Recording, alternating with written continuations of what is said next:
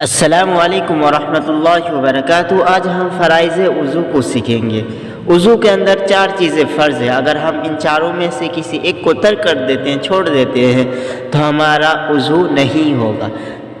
فرائض وضو میں سے سب سے پہلا فرائض ہے پیشانی کے بالوں سے ٹھوڑی کے نیچے تک اور ایک کان کی لو سے دوسرے کان کی لو تک منہ دھونا، یعنی چہرہ دھونا۔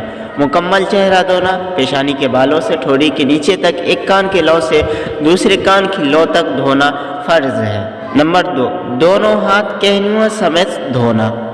دونوں ہاتھ کہنیوں سمیت دھونا یہ بھی فرض ہے۔ اگر ہم کم دھوتے ہیں یا کچھ رہ جاتا ہے تو ہمارا وضو نہیں ہوگا۔